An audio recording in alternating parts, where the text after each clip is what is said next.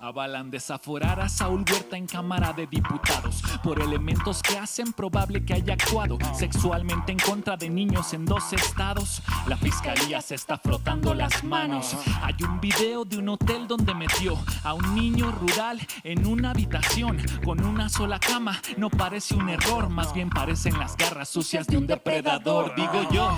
Y los policías que lo arrestaron, aunque luego lo soltaron por el fuero que tiene. Era priista hace apenas 2 años, es morena reciclando más basura que el verde. Dicen los que lo acusan que así lo hace siempre, que ofrece despensas, becas, trabajo, que luego los droga y abusa sexualmente, que si existe el infierno este debe vivir debajo.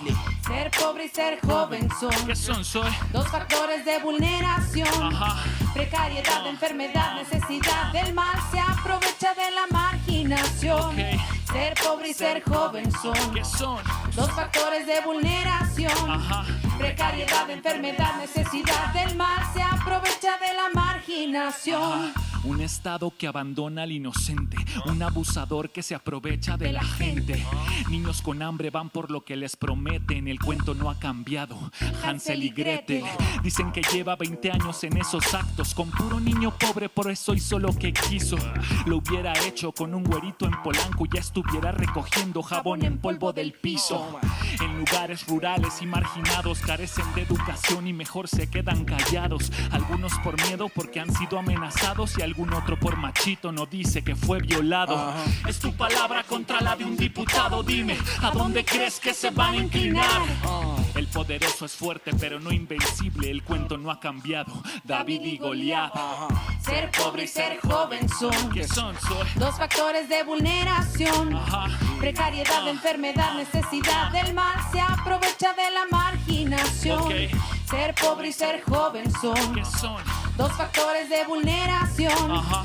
Precariedad, enfermedad, necesidad del mal se aprovecha de la marginación. Zoe, S.O.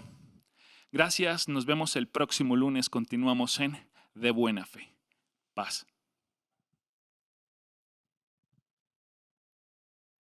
Gracias, Dan Yaracá, por esta opinión rapeada. Buenas noches, les damos la bienvenida a esta conversación de Buena Fe. Hoy hablaremos de las estrategias del gobierno mexicano para recuperar el empleo ante la crisis detonada por la pandemia por COVID-19. Como sucede en varias regiones del mundo, México acusa un aumento de la pobreza y la reducción de puestos de trabajo. El problema ha afectado especialmente a las y los jóvenes, pues de acuerdo con datos del IMSS, poco más de la mitad de los despidos en el sector formal recayó en personas menores de 29 años. Sin embargo, en los últimos meses ha habido mejoras en el desempeño de la economía mexicana, además de un repunte en registros de trabajadoras y trabajadores ante el Seguro Social. Esto se complementa con la decisión del gobierno federal de destinar recursos públicos para la atención directa de la población más perjudicada por la crisis sanitaria. Aún así, es necesario emplazar y reforzar medidas que den mayor certeza al sector con la tasa más alta de desocupación. En este sentido, el programa Jóvenes Construyendo el Futuro se plantea como una ruta para la recuperación, pero también es importante revisar si su modalidad actual responde a los retos presentes o si se debe realizar cambios que atiendan de manera íntegra el desarrollo laboral de las y los jóvenes. Para tratar estos asuntos está con nosotros Marat Bolaños López, subsecretario de Empleo y Productividad Laboral. Vamos con él y con Gibran.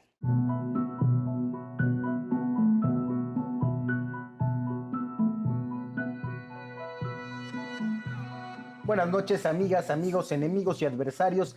Sean todos bienvenidos a esta conversación de Buena Fe. Esta noche nos acompaña Marat Bolaños, que además de ser un viejo amigo mío desde la política universitaria y nuestros estudios, es ahora el subsecretario de Empleo y Productividad Laboral de la Secretaría del Trabajo y Previsión Social y la cabeza, en tanto subsecretario de esa área, del programa Jóvenes Construyendo el Futuro. Bienvenido, Marat. Muchas gracias, Gibran. Pues gracias por este espacio para poder comentar algunos de los detalles también del programa. Fíjate que algo de lo que hemos querido hacer aquí en De Buena Fe es confrontar a las narrativas que se hacen de mala fe con datos, con verdad. Y en el caso de Jóvenes Construyendo el Futuro, desde principios del sexenio, se ha dicho que es un programa de ninis en que se le paga a la gente por no hacer nada, y variando de la narrativa del momento, se hace siempre a los beneficiarios del programa objeto de una serie de ataques. Te pongo, por ejemplo, algo que el movimiento de pasantes médicos está diciendo es, le pagan más a los ninis que a los que estamos estudiando medicina, ¿no? Algunos otros sectores que se han visto afectados por la pandemia dicen lo mismo, ¿no? Que hay un cierto beneficio para quien ni estudia ni trabaja. ¿El programa se trata de eso? No, justamente, digamos, el programa tiene pues justamente una dinámica totalmente distinta.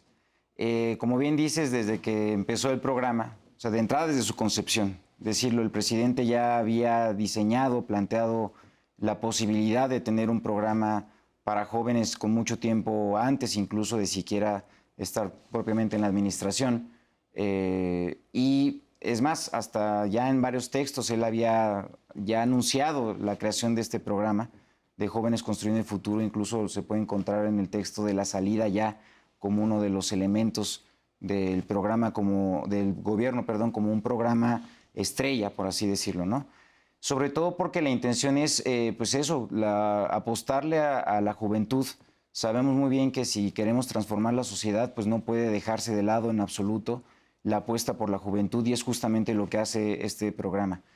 Fue desde el principio atacado, digamos, de manera incluso a veces maliciosa, diciendo, pues eso, que era un programa para ninis, ¿no? Tú sabes, de entrada, la categoría verdaderamente peyorativa, ¿no? De un fenómeno no solamente en México, sino mundial, en donde pues, ha habido, sobre todo derivado de las políticas económicas de antaño, pues digamos una suerte de descobijo a la juventud, sobre todo en el acompañamiento de su incorporación también en el trabajo, y sobre todo en el aspecto en donde no se ha logrado, pues eso, la vinculación de estudios-trabajo, ¿no? Déjame interrumpirte aquí un poco para comentarle a nuestro auditorio que Nini es una categoría peyorativa que importa José Narro, siendo rector de la UNAM, ¿no? Lo cual es bastante ominoso, que le importa de España, y que en España se utilizaba un poco por las clases medias para hablar de aquellos que no estaban ni estudiando ni trabajando y no tenían ganas de hacerlo, como si se tratara de cosas similares a las que se vivía aquí en el país, cuando era algo absolutamente distinto. Sí, justamente. Aquí, pues la cuestión es, como te digo, tenemos derivado de todo este sistema económico que en muchas ocasiones excluyó a la juventud. Pues eso, el resultado es jóvenes con muchísimas dificultades para involucrarse en el, digamos, pues eso, digamos, el curso económico del país.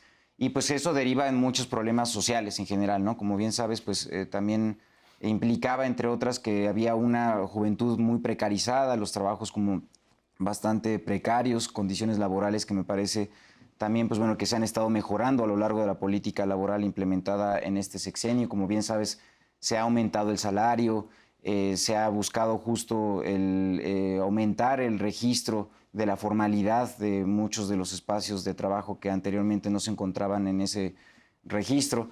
Y que, bueno, dentro de todo esto, pues entra también el programa Jóvenes Construyendo el Futuro.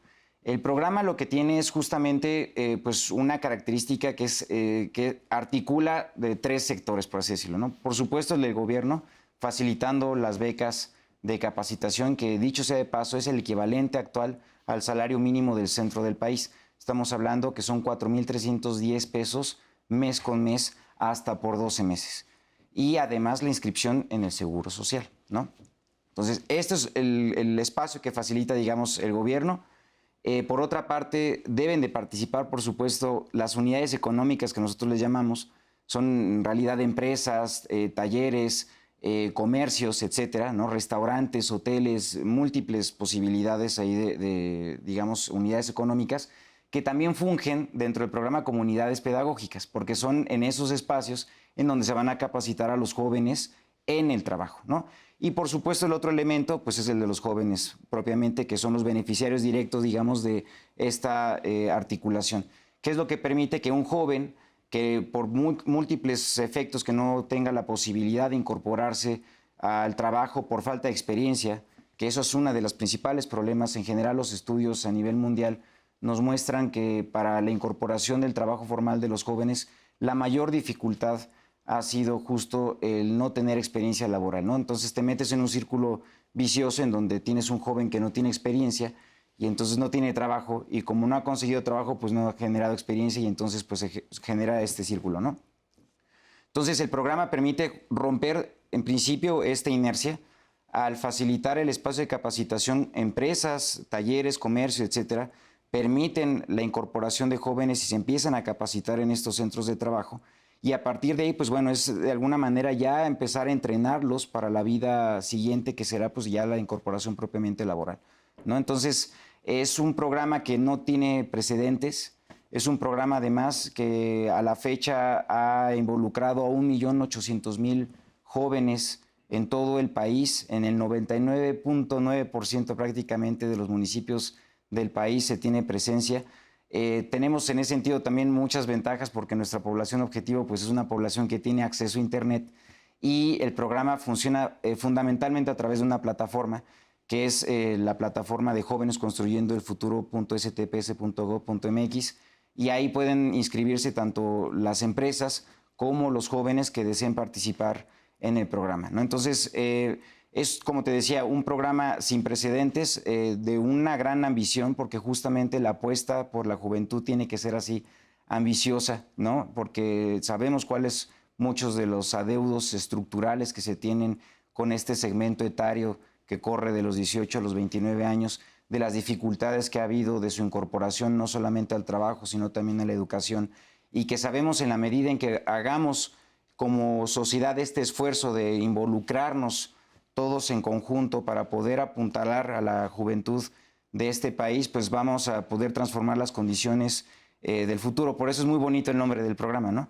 El hecho de decir Jóvenes Construyendo el Futuro es eso, de estar justo en el presente, haciendo, digamos, o construyendo las condiciones que nos permitan pues la transformación hacia el futuro también.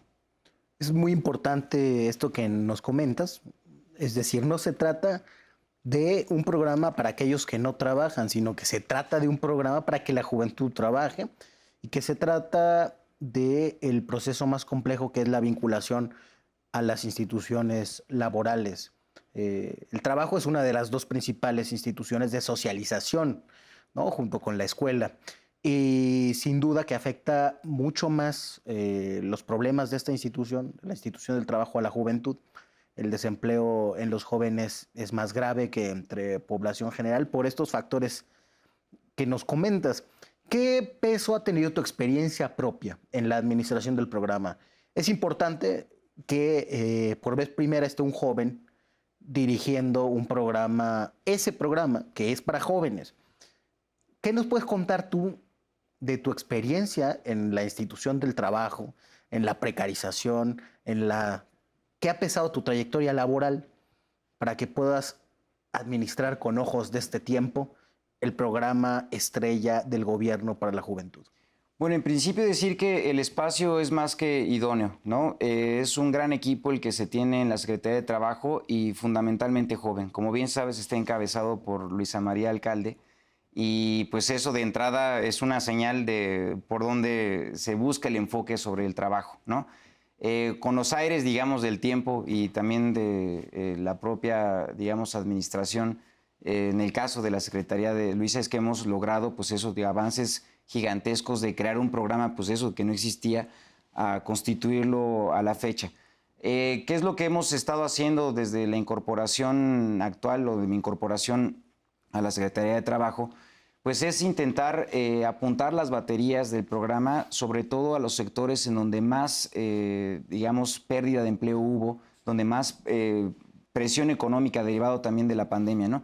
Yo creo que es importante también contextualizar eso, porque la juventud, como muchos otros sectores, por supuesto, hablabas tú, pues eso, los médicos sabemos que sin duda alguna estuvieron pues en muchísima presión en todo este contexto sanitario, que todavía no hemos terminado del todo. Digo, se ha avanzado muchísimo, la vacunación ha avanzado, nos ha ayudado mucho, y sin embargo, digamos, pues bueno, fueron los que estuvieron en primera línea, como muchos otros sectores que sabemos que de alguna u otra manera pudieron estar afectados dentro de la pandemia, ¿no? Pero decir en ese sentido que la juventud fue, pues eso, uno de los grandes también afectados. Pensemos en las dificultades de haber pasado del salón de clases a tomar clases desde Zoom o cualquier otro tipo de plataforma virtual, ¿no?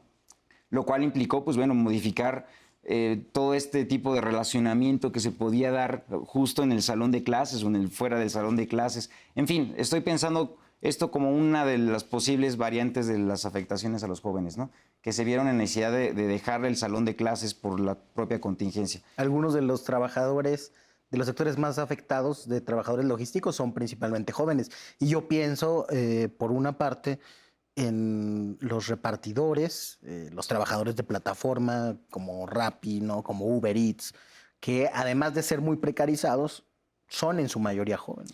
Y justamente eso también develó varias cuestiones, ¿no? La propia pandemia. En principio, el que tengas a una gran base de trabajadores y trabajadoras a lo largo del país que perdieron su empleo, jóvenes estamos hablando, derivado de las condiciones de la propia pandemia.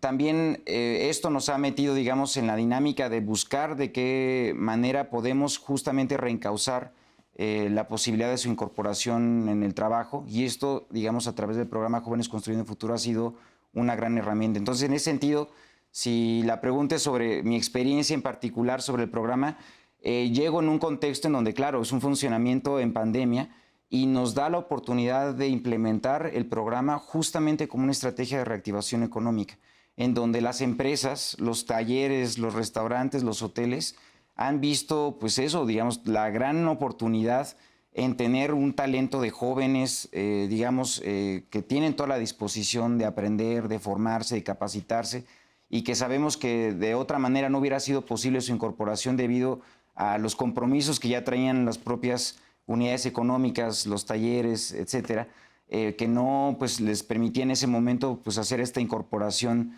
de nuevo talento, ¿no? Entonces, en ese sentido, ha permitido la implementación en este contexto de una herramienta más de reactivación económica, lo cual ha sido un éxito porque además es importante destacar que tenemos aproximadamente cerca de 220,000 empresas, o más bien 220,000 centros de trabajo en el programa, de los cuales prácticamente el 90% son del sector público, por así decirlo, privado, perdón, y de esto son fundamentalmente empresas pequeñas, micro y medianas empresas. ¿Solo son empresas que estén en el sector formal?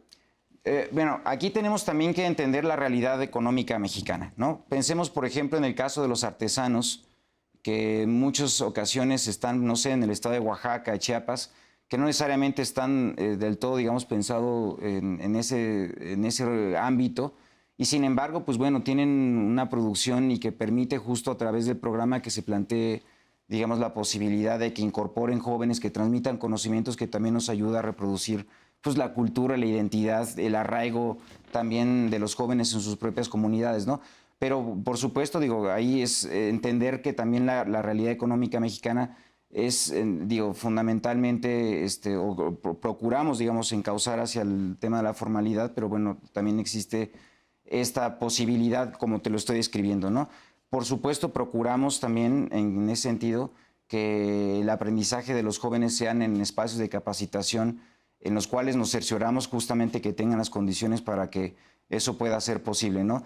No solamente pues teniendo un registro bastante puntual y pormenorizado de los centros de trabajo que buscan estar dentro del programa como tutores, como unidades pedagógicas, como bien digo, sino también hacemos a través de las revisiones, de las visitas en territorio a estos centros de trabajo a través del equipo del Gobierno de México para poder con ello, pues eso, cerciorarnos de que se están teniendo las condiciones para el desarrollo de estas capacitaciones. ¿Tú vas personalmente a revisar centros de trabajo? Claro, o sea, aquí de hecho lo interesante fue que el encargo que se nos hizo al tomar, digamos, la responsabilidad de la subsecretaría fue justamente el meternos en el aterrizaje, decimos, ¿no? De entender el funcionamiento con toda la cabalidad en todos los procesos, y ha sido muy interesante los ejercicios de hacer estos recorridos en donde pues acompañamos al equipo territorial prácticamente pues haciendo el acompañamiento de estas revisiones y pues vas viendo también cómo se realiza el trabajo de tu propio equipo, ¿no? Entonces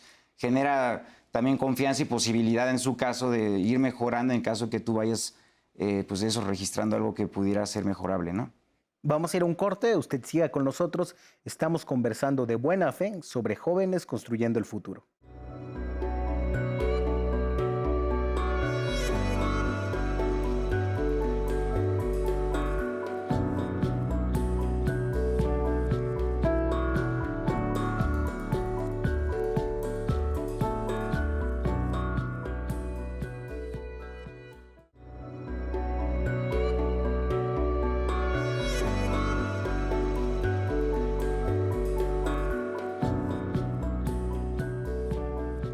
Qué bueno que sigue con nosotros en esta interesante conversación sobre jóvenes construyendo el futuro.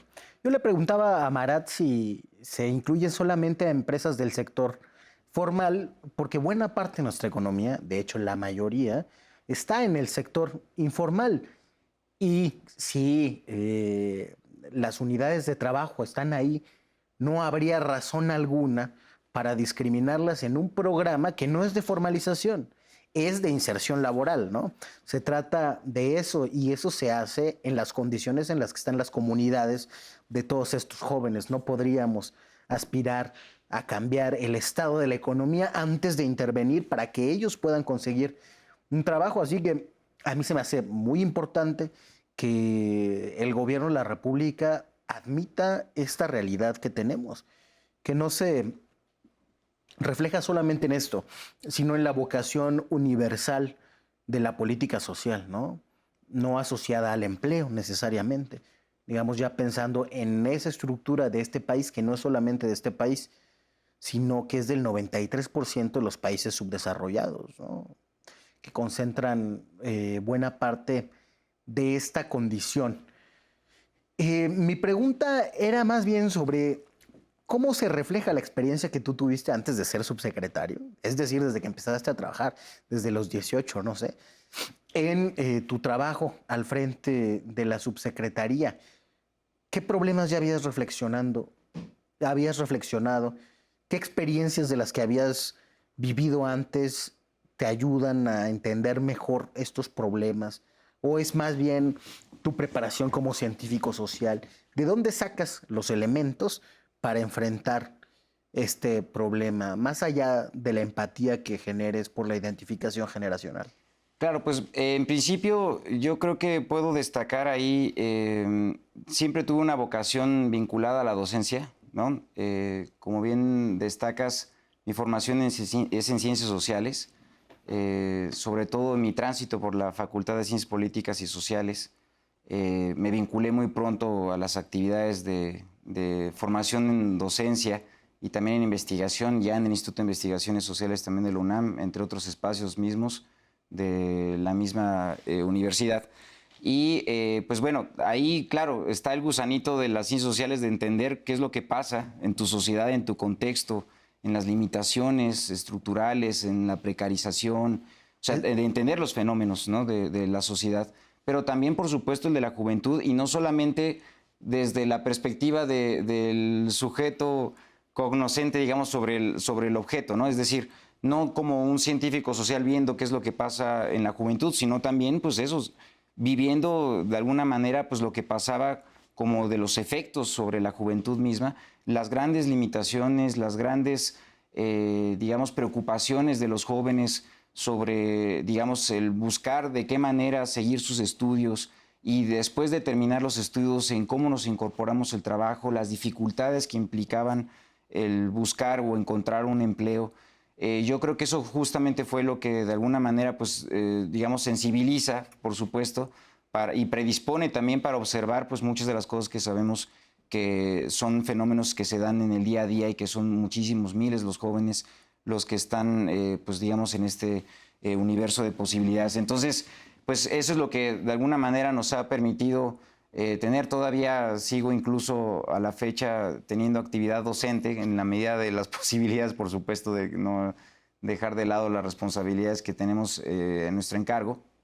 Pero, digamos, de alguna manera manteniendo siempre en sintonía, digamos, aceitada la cabeza para poder seguir pensando sobre este tipo de espacios que podíamos tener desde el programa, cómo apuntalar a la juventud, cómo apoyar a las unidades económicas formales, pero también a la realidad mexicana en general, cómo justamente facilitar la incorporación de los jóvenes en el trabajo, pero además el trabajo digno, que ese es justamente algo que hemos estado desde el Gobierno de México intentando puntualizar muchísimo, ¿no? De cómo se construye una nueva concepción sobre el trabajo, y esto empieza justamente desde la juventud. ¿Qué más hubiéramos querido, incluso nosotros, habiendo estado, jóvenes, tener un programa como el de Programa Jóvenes Construyendo el Futuro en su momento, que permitiera justamente esta vinculación prácticamente inmediata entre los que terminaron de estudiar en algunos casos y los que no, cuando no tuvieron esa oportunidad, pues bueno, que les permitiera justamente pues el que se les tendiera la mano y jalarlos, digamos, para poder tener una oportunidad de capacitarse en el trabajo. Y es más, hasta en muchas ocasiones también los jóvenes, después del programa de capacitación, terminan con mayor interés de involucrarse de nuevo en los estudios. Tenemos un fenómeno muy particular que muchos jóvenes, después de haber estado en su capacitación, buscan también regresar a estudiar, seguramente inspirados, ¿no?, por lo que pudieron haber aprendido a lo largo de su espacio de capacitación, y esto, pues, digamos, genera muchas posibilidades, ¿no?, en este marco. Incluso podríamos destacar ejemplos de gente que hasta terminaba ahorrando su beca de capacitación para después regresar a estudiar y con ello pues seguir apoyándose, o también hasta generar su propio negocio, ¿no? Eso es otro de los movimientos que tenemos. Pero bueno, esto retomando sobre la pregunta, yo creo que fundamentalmente es, esta vocación sobre la juventud, ¿no? La profunda concepción que tiene el Gobierno de México y los miembros, digamos, del Gobierno de México en el sentido de la Secretaría de Trabajo, desde la secretaria y bueno, pasando también por mí, en que para transformar el país necesitamos transformar las condiciones de la juventud, ¿no? Y no puede ser de otra manera. Te lo preguntaba también porque, bueno, de esos trabajos que nos tocó desempeñar, muchos trabajos son precarizados. En la UNAM y en todas las universidades públicas.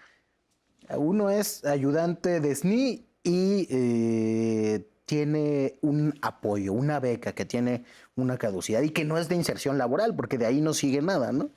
Uno es profesor de asignatura y gana nada comparado con los profesores de tiempo completo, y además las plazas de tiempo completo son de muy difícil acceso. Además se cancelaron las plazas de ayudantes de tiempo completo, que eran una inserción para los jóvenes en la academia. Es decir, hasta en esos espacios que se considerarían privilegiados por algunos, la juventud sufre la precarización del trabajo, y es algo que está en el espíritu del tiempo que te tocó vivir, que nos tocó vivir a muchos de los que estamos del lado de la Cuarta Transformación. Y yo creo que esa experiencia vital es también importante para los ojos con los que se mira.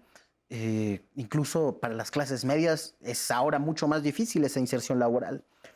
Y pensando que ese es el problema que ataca el programa, hay un paso muy complicado para el programa. Yo diría que es el principal reto del programa y ha sido la principal crítica que han hecho, que es acabando el tiempo de capacitación, la inmensa mayoría, más del 90%, no consiguen un puesto permanente en esa empresa, lo que quiere decir que las unidades económicas están aprovechando el financiamiento del gobierno de la República para tener personal desechable por un año.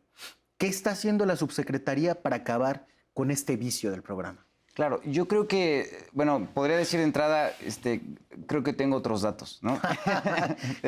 Cuéntanos tus datos. No, justamente importante destacar que en el programa se van haciendo, digamos, por supuesto, pues nuestros propios seguimientos, y cerca del 40% de los jóvenes que participan en el programa se vinculan a actividad laboral de inmediato.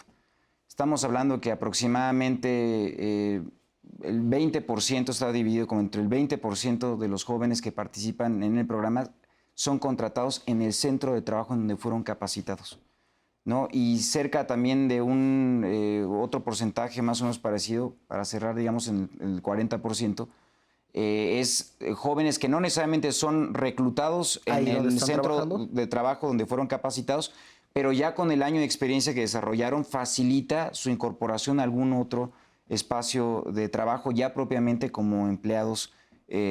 Digamos, esto lo podemos dar muy bien seguimiento ahí en la Secretaría de Trabajo y lo hemos hecho. Entonces, para replantear, el 80% no se queda trabajando en el lugar en el que está de aprendiz. Solo se queda el 20%. Un 20% más, con esa experiencia adquirida, Así es, logra vincularse de inmediato Así también es. a otro trabajo. ¿Y qué haremos con el restante 60%? Hay otro cerca de 18% más o menos que busca iniciar su propio negocio, ¿no? Otro porcentaje como del 10% regresa a estudiar. Y lo que es cierto es, bueno, tenemos también un porcentaje más o menos entre jóvenes que siguen buscando, o sea, la posibilidad de estudiar, de encontrar un espacio para seguir estudiando y también un espacio de empleo. Entonces, en ese sentido, lo que se ha hecho a través de la subsecretaría y, bueno, con todo el entramado también de la Secretaría de Trabajo, es que se ha diseñado una estrategia que justamente es la de MES 13. En la de MES 13 lo que se hace es, a través del Servicio Nacional del Empleo y, digamos, de otras instituciones aliadas, se busca ofrecerle a los jóvenes justo, pues eso, las bolsas de empleo, de los perfiles, digamos, y de las tipo de actividades que seguramente estuvieron desarrollando durante su capacitación. Esto para que, digamos, pues el tránsito pueda ser mucho más sencillo. Esto es justamente para el caso de los jóvenes que están buscando incorporarse en el trabajo. Decir así que dentro de la Subsecretaría de Empleo no solamente es el programa Jóvenes Construyendo el Futuro, sino también del Servicio Nacional del Empleo, que pues prácticamente de lo que vamos de enero a la fecha se han atendido en todas las oficinas que tenemos en los estados y que se coordinan, digamos, con la unidad central. Estamos hablando de cerca de 850,000 atenciones de buscadores de empleo y se han colocado aproximadamente como unos 160,000 a través del Servicio Nacional del Empleo, ¿no? Pero claro, entonces es intentar abrir el abanico de posibilidades para que los jóvenes que no pudieron desafortunadamente quedarse dentro del centro de trabajo, porque una de esas, pues bueno, también tiene un tope, ¿no? No necesariamente están contratando todo el tiempo. Otros, pues bueno, optan por otro centro de trabajo y logran ahí ya reclutarse propiamente. Otros empiezan también sus propios negocios, otros regresan a estudiar y tenemos el otro segmento que justamente es el que sigue buscando trabajo y para eso es que estamos haciendo este vínculo desde MES 13, esta estrategia en donde no solamente se les facilita esto, sino también pues para los que han decidido también, no sé, iniciar un empleo, pues vincularlos a los otros programas sociales como el tipo de tandas para bienestar, ¿no? O sea, esto ha sido, digamos, un andamiaje que lo que busca es amortiguar, pues eso, digamos, a los jóvenes y con eso buscar su incorporación rápida al trabajo. Entonces, aquí la información que habían intentado, digamos, poner es que en el programa justamente esto, ¿no? Las empresas y los centros de trabajo usufructuaban de los jóvenes, ¿no? Y entonces iba, digamos, circulando una generación tras otra y los jóvenes simplemente pasaban sin mayor contratiempo entre, digamos, los 12 meses de capacitación y venía la siguiente generación de jóvenes para hacer exactamente lo mismo.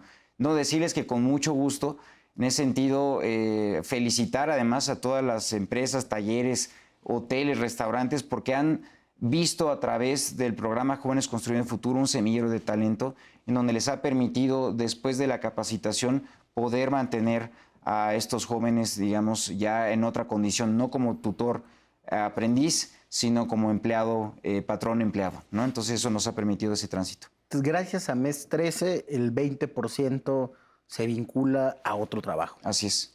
Sí, eso ha sido, digamos, pues eso, todo un encadenamiento justamente buscando las estrategias, pero no es una cuestión relativa al programa aquí. Me parece que es entender que es una dinámica sobre la juventud, ¿no? Claro. Porque pues el programa no está exento de lo que pasa justamente en la sociedad, ¿no? Entonces, de alguna manera La somos alta simplemente rotación. digamos, reflejo y realidad de lo que pasa en la sociedad, y lo que estamos haciendo pues es intentar desde los diversos esfuerzos institucionales que tenemos en la administración, pues buscar apuntalar y vincular a los jóvenes en el trabajo, ya sea a través del programa Jóvenes Construyendo el Futuro, y cuando no, también lo hacemos de las bolsas de empleo que tenemos registrados también en Secretaría de Trabajo. Vamos a ir a un corte, usted siga con nosotros, estamos conversando de buena fe sobre jóvenes construyendo el futuro y las críticas que se le hacen.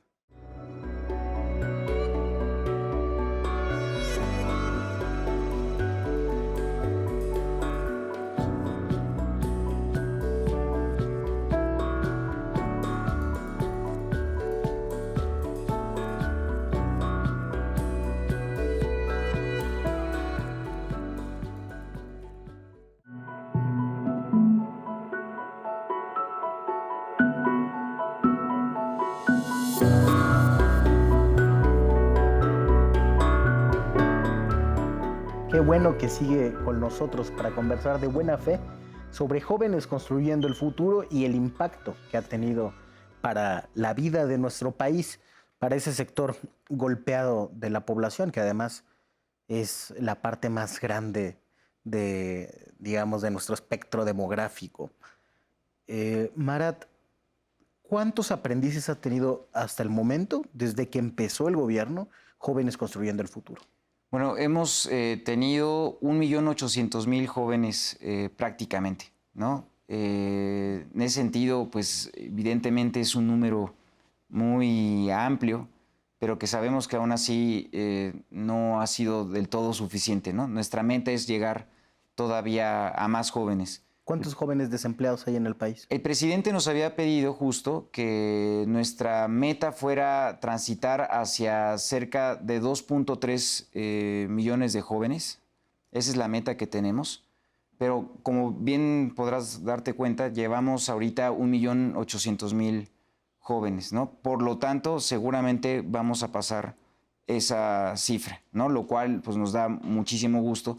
Pero por otra, pues bueno, sabemos que implica, entre otras, pues, el nivel de necesidad que hubiera en el país. Entonces, nuestro objetivo es hacia 2.3 millones de jóvenes, como lo correspondiente, digamos, al tema de los jóvenes, ¿no? Entonces, importantísimo aquí porque pues, la tarea no para, ¿no? Independientemente de que cubramos ese número de la meta que tenemos prevista, pues la intención es seguir apoyando a los jóvenes, ¿no? Buscando justo a través de su vinculación en el trabajo, la posibilidad de que pues, encuentren también una vida digna, ¿no? Y con bienestar.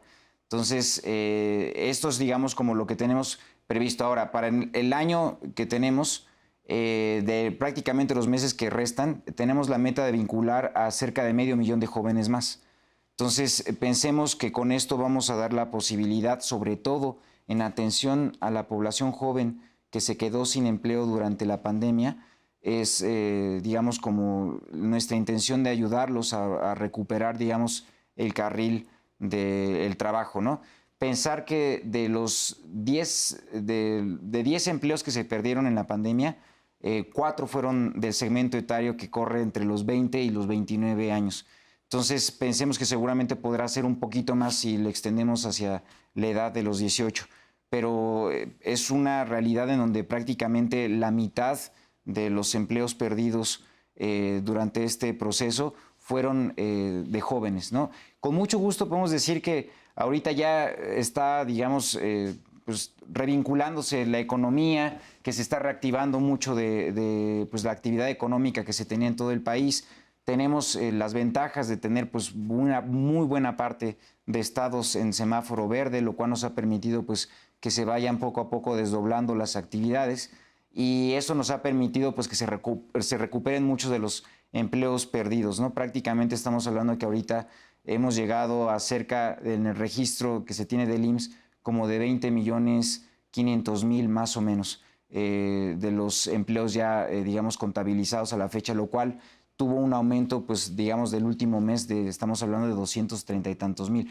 Es decir, hay condiciones, ¿no? Entonces, lo que nos ha permitido justo a través del programa es ya con las condiciones restableciéndose de reactivación económica, seguir apuntalando no solamente la incorporación de los jóvenes dentro del desarrollo, digamos, del trabajo, sino además a las propias empresas. Decirlo así, porque, pues por supuesto, nuestros beneficiarios inmediatos son los jóvenes, pero de alguna manera los indirectos son las unidades económicas que participan, porque como te digo, o sea, imagínate nada más poder contar con jóvenes que pues traen ya conocimientos y digamos mucha incluso capacitación, no necesariamente puede ser digamos formal, pero ayuda también a complementar incluso el desarrollo de la propia empresa o taller.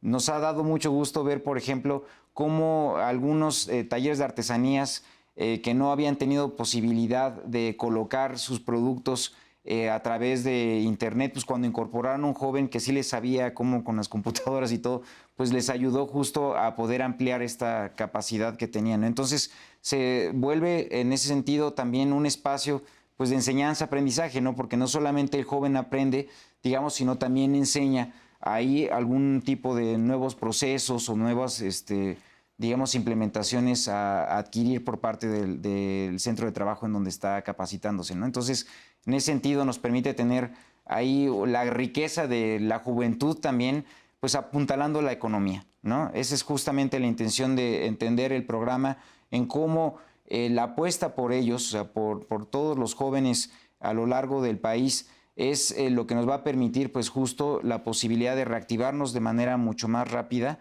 porque estamos hablando de cerca del 50% de la población que se vio afectada por la pandemia, pero además, digamos, facilitar con el talento de los jóvenes, pues el que se desarrollen mejor las empresas. Ha ayudado también el programa muchísimo a que en la medida en que les hemos dicho a las empresas, ustedes tienen que hacer un plan de capacitación para poderles enseñar a los jóvenes en los horarios precisos, en los días en donde se tienen, en la sede donde se tiene que presentar para las actividades de capacitación, pues entonces la empresa dice, entonces voy a hacer mi cronograma, entonces ayuda, digamos, como a estructurar justamente ese plan de capacitación, por supuesto en acompañamiento nuestro, ¿no? Entonces esto pues ayuda a todos, o sea, es un programa que le pega a varias bandas, ¿no? Y una de esas es también al de la economía, por eso sí es importante pensarlo como una herramienta también que nos ha permitido en sectores muy golpeados. Pensemos en uno de los peores, digamos, que tuvieron mayores efectos sobre esto, es el del turismo, ¿no?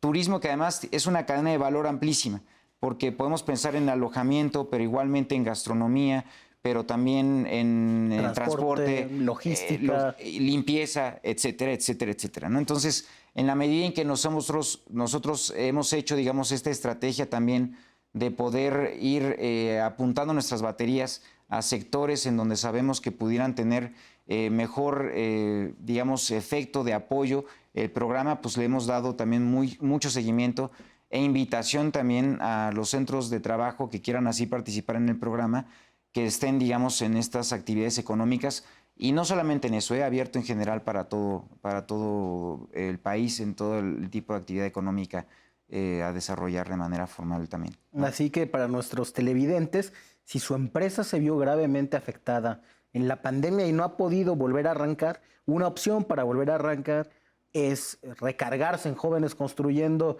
el Futuro, que tiene jóvenes muy deseosos de aprender y de trabajar y de ayudar a que esto marche, porque así va a haber empleo permanente para un mayor número de personas. Sin duda, el planteamiento del programa y los logros hasta ahora son notables. Pero ha habido también algunos problemas, porque hay siempre que hay una gran cantidad de dinero, hay gente que intenta amedrar y actuar de mala fe. De lo que se ha documentado más son una especie de coyotes intermediarios que vinculan con unidades económicas, ya sea existentes o fantasmas, y que cobran un moche a los jóvenes por su beca, y ellos sí, no los llaman a trabajar, etcétera, etcétera. Es decir, es un sistema de fraude. ¿Qué se ha hecho con ese problema? Y además, ¿cuáles son los otros problemas o las áreas en las que tiene que mejorar Jóvenes Construyendo el Futuro? Bueno, yo diría que cuando se han presentado este tipo de situaciones, en realidad han sido verdaderamente, marginales. Claro, también hay que pensar en cómo era la estructura de los programas sociales antes, Claro. ¿no? Creo que justo el antiguo régimen, por así decirlo, tenía una serie de mediaciones que justamente facilitaba a través de estas mediaciones pues el ir descargando los recursos, y en muchas de las ocasiones pues ya quedaba o llegaba a la colita, por así decirlo, de los recursos, sobre todo de los programas sociales. Acá lo interesante, digamos, es que ha sido un diseño de entrega directa a los jóvenes, ¿no? Algo que nos ha ayudado muchísimo es que es un programa totalmente bancarizado, ¿no? Ha permitido que los jóvenes justamente a través de, la beca de hecho se reciba a través de una cuenta bancaria. Ninguna beca se entrega en efectivo. Ninguna cuenta se entrega en efectivo y no se entrega tampoco nada de esto a las unidades económicas o los centros de trabajo. Se entrega de manera directa al joven. Una vez que el joven postula a un centro de trabajo y el centro de trabajo lo acepta como su becario, en ese momento nosotros generamos una cuenta bancaria.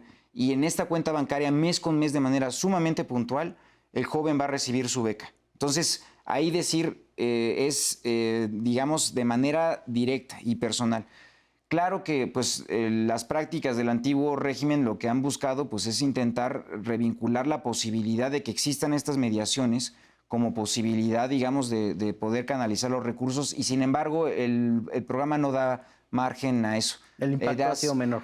Y cuando se ha presentado, digo, ahí están hasta públicamente, digo, se han presentado los casos en donde incluso hay hasta, digamos, han llegado hasta a nivel de denuncias propiamente en las fiscalías. ¿Hay gente en la cárcel por hacer eso? Bueno, hay procesos abiertos que se han estado planteando y por supuesto pues ha habido también situaciones así. Pero en realidad hablo que no se ha manchado en absoluto el desarrollo del programa. Incluso decir que tuvimos hace, varios eventos con empresas justo en donde pues se da cuenta del buen funcionamiento. Es incluso de mucha consulta hasta internacional, que nos preguntan, oigan, ¿cómo le han hecho ustedes para poder implementar un programa tan amplio, tan ambicioso, digamos, ¿no? En donde hemos llegado, pues te digo además, a cerca del 99% de los municipios del país, y que pues eso ha permitido también que tengamos la atención, al ser un programa que ha destinado a la juventud 20.600 millones de pesos para el caso de becas de capacitación en el trabajo. Hace poco lo presentaste en el grupo de ministros del G20, ¿verdad? Así es, justamente, ¿no? Porque además muchas de las preocupaciones en general de los países han sido estas. ¿De qué manera podemos justamente revincular a la juventud dentro de, digamos, el track de la economía, ¿no? Y han estado preguntando, haciendo consultas sobre buenas prácticas, y afortunadamente han puesto los ojos sobre el programa Jóvenes Construyen Futuro, justo como una medida que ha permitido, pues eso, la vinculación de los jóvenes en el trabajo. Y si, digamos, continuando con esta inquietud o de qué es lo que tendríamos que seguir mejorando, yo creo que sin duda alguna uno de los grandes retos es la diversidad que tiene el país, ¿no? En muchos sentidos. Hablar también en la geografía, en la economía, en los diversos sectores que la componen, ¿no? Entonces, es importante para nosotros, pues eso, tener la suficiente versatilidad para poder con ello atender a un programa que pues tiene que atender a la realidad compleja de este país, ¿no? Nos hemos metido en muchos espacios y nos ha permitido, sin duda alguna, llegar lejos, ¿no? Entonces, que sí se sepa bien que nuestra intención es que justamente la apuesta sea por la juventud. Muchas gracias, Marat. Se nos acabó el tiempo. Eso es.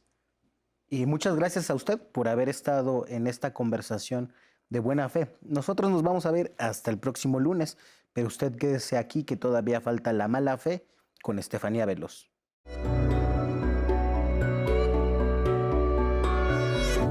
En las últimas semanas se ha comentado mucho acerca del desabasto de medicamentos en el sector público. Sin embargo, la discusión no ha sido clara respecto a las causas estructurales de este asunto. Bastante se ha enfocado la conversación en las protestas de pacientes, familiares y organizaciones de la sociedad civil que reclaman el acceso integral y oportuno a los tratamientos que se necesitan, lo cual es totalmente válido. Pero aunque también se han prestado a politiquerías de actores y grupos conservadores que en su momento sentaron las bases para el problema que hoy se tiene. Así hemos visto personajes como Max Kaiser, Mariana Gómez del Campo, Javier Lozano, entre otros exfuncionarios panistas y priistas, acusar al gobierno federal de indolencia ante las necesidades de personas enfermas.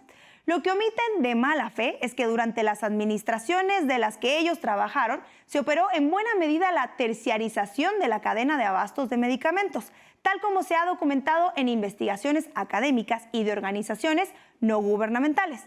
La terciarización consiste en trasladar al sector privado las tareas de adquisición, distribución y almacenamiento de los insumos médicos que se requieren para atender la salud pública.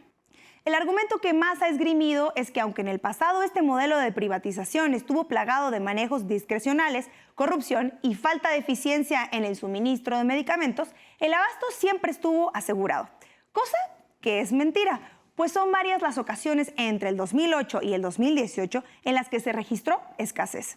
A esto se suman las compras a sobreprecio, la creación de oligopolios de proveedores, la injerencia de políticos como intermediarios y el deterioro de la industria farmacéutica nacional. Ante esta situación, el gobierno federal ha decidido recuperar la rectoría sobre la adquisición de los insumos médicos para el sector público, cambiando los arreglos institucionales y recurriendo a la Oficina de Naciones Unidas de Servicios para Proyectos con el fin de comprar medicamentos en otras partes del mundo y así garantizar el aprovisionamiento sin estar sujeto a las condiciones de los privados.